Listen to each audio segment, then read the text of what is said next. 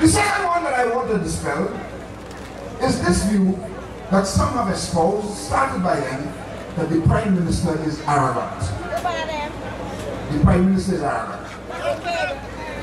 Ladies and gentlemen, do you have any idea what is involved in running Trinidad and Tobago?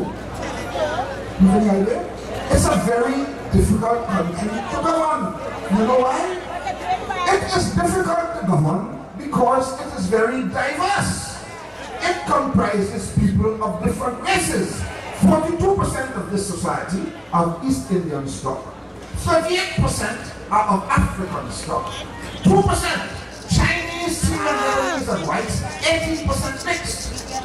Different ethnic backgrounds, different cultures, different social strains, different religions, and therefore different perspectives right across the board. What is more, my dear friends, is that this population is becoming more and more educated, and therefore everybody in Trinidad and Tobago has a point of view to express. What a country like this requires, therefore, is strong and determined leadership. Without strong and determined leadership, there could be no progress. There could be no advancement. There could be no realization of any vision that the country set for itself. And that the day you have a weak leader in Trinidad and Tobago, it is then that you will understand what is meant by strong and determined leadership. Strong and determined leadership, my dear friends, is not arrogance. There's a thin line between it. It's not arrogance.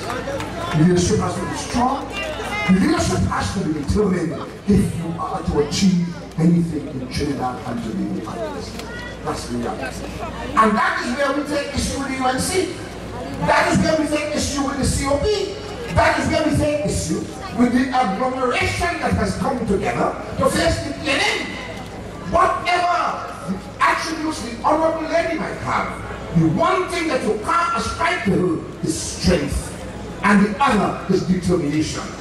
Not strong, not determined. And in fact, we are going to see, because in this election campaign, when the PNM was first put on notice to start the nomination exercise for candidates, everybody felt that we would lose the election.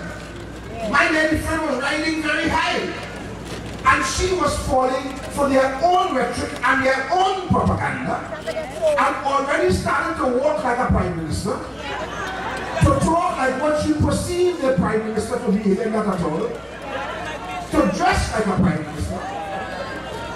That was the idea. And I warned them, remember, I issued 2 warnings at the convention. One was desist from taking a census of the feathered barnyard type prior to their emergence from their calciferous incrustation. In other words, don't come to chickens before they hatch.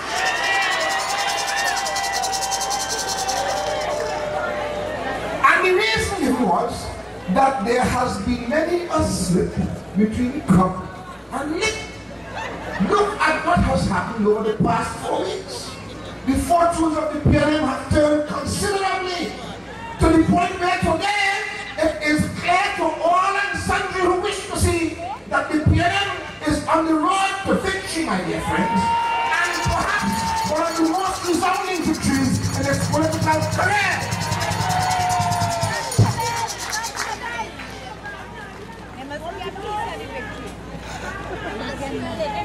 So I have been saying to you, observe the lady very carefully, because as the tables turn, and as she realizes that she and the political party of which she's a part are powerless to do anything about it, you are going to see the pressure coming on to her. And then you will see who is strong.